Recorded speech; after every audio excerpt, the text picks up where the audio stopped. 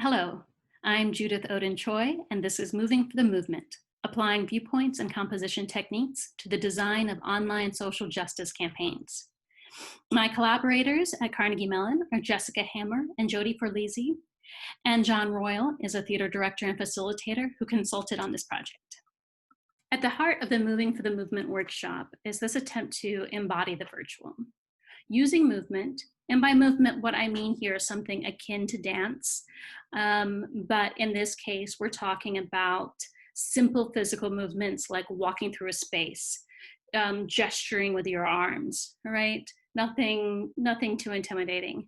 So we're using movement to help us embody and breathe life into these two-dimensional and flat interactions, which we're so accustomed to dealing with in social media platforms, right? So on something like Twitter, we have to flatten our identity.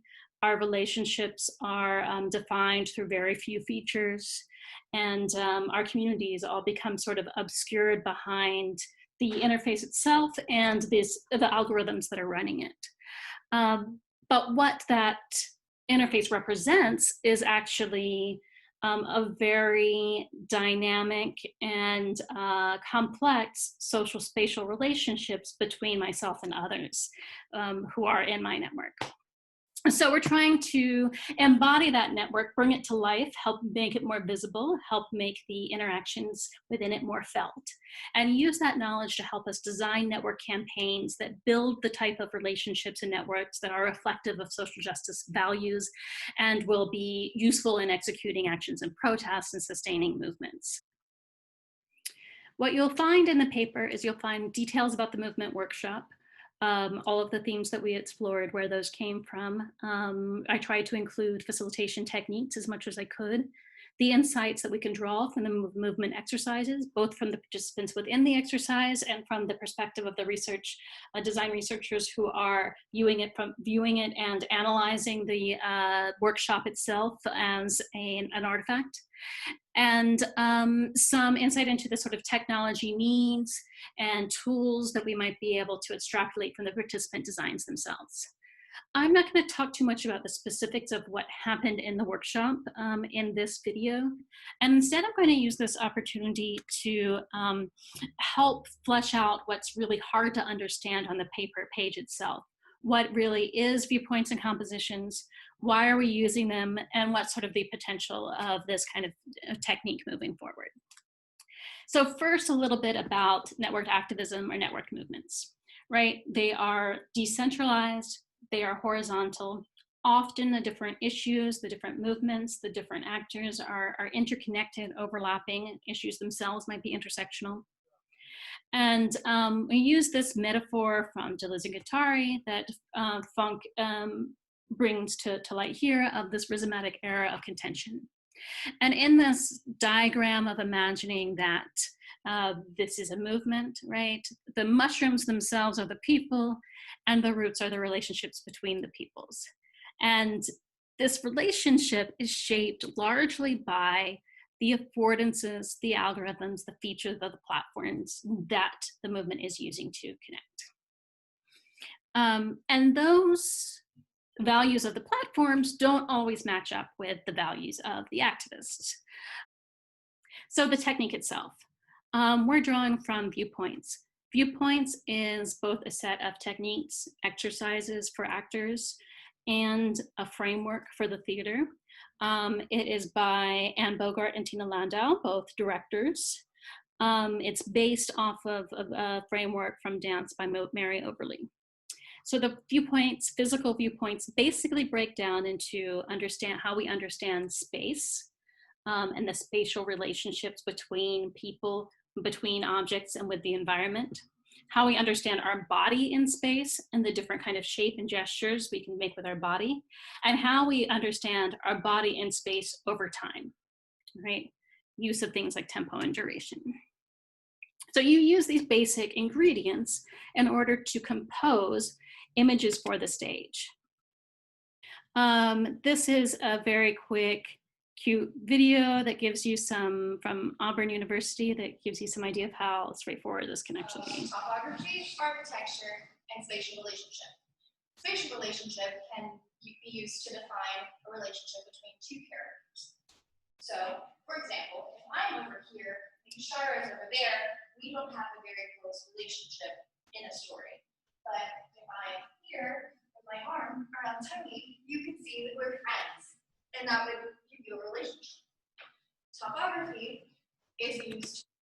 So that gives you a quick and basic understanding of how it might manifest in theater, right? So you can see in this image from a production from Anne Bogart how they're creating a certain relationship. This woman has the focus. So besides spatial relationships, the other important part of this in this workshops is how to direct attention, where the audience's attention goes and where the participants' attention goes. Here you can see again that attention to the composition and to what the story is in the image itself. And remember I said that viewpoints is both this exercises for the actor and for the director. So this video just gives you a little bit of an idea of what viewpoints looks like in practice, what the exercises look like for actors. What's going on here is that the first stage of this process is helping actors connect inward, to focus inward, to be attuned to their own experience and to their own breath. Next, to become more aware of their surroundings, to be more aware of the people around them and the space around them. And then to develop ways to respond in coordination with the people around you, and to respond authentically or automatically or through a process that's called here kinesthetic response. So these are the sorts of, that's the principles behind it that lets us move from, let me start first with what the user feels when they're the one participating in this network. Let me then move to what they're able to take in and be aware of. And now let's move through, what does it mean to interact with each other? And what is the result of those interactions? And so we think about the director and the actors together as co-creators of the theatrical experience, whether they're starting and creating a script from scratch, which is very often the case of using this, that people use this technique very often in theater that is devised and that is built around a issue or social justice action. And this process of composing, making compositions, which is the short improvisations that explore a theme or a character, and in this case, dynamics of a social network, in the case of our workshop. So in addition to embodying the interaction between two people who might be interacting on a social network or in a social media campaign, we also look at what happens when those interactions repeat and multiply. And that's what we experienced as this idea of like choreographing the network. What do the participants want the network to look like? What kind of shape should it be? What is the relationship between the different components within it? And this idea of choreographing the interactions and how the interactions might move was something that participants in the workshop did physically in the space and also on a page, as you can see in these simple storyboards here. So I think that there's really potential for this technique, both in use for the design of networked activist campaigns, which to be clear, we did not quite accomplish in this workshop. This was one workshop, and to really design an activist campaign would take a sustained relationship with an issue-oriented group and to actually execute the campaign out in the world. In addition to that, I think there's possibilities here for designing processes that, for the process, for creating design processes that are really based in that felt experience of the user, that embodied experience of the user, and reflect social justice values. And I think that there's the possibility of using what we learn in this process of designing from a social justice point of view to the design of social technology that embodies these values and that really honors that felt experience. And so I thank everybody who has supported this work. I want to recognize the current movement for Black Lives, and I want to invite you to continue the conversation with me if you like. Thank you.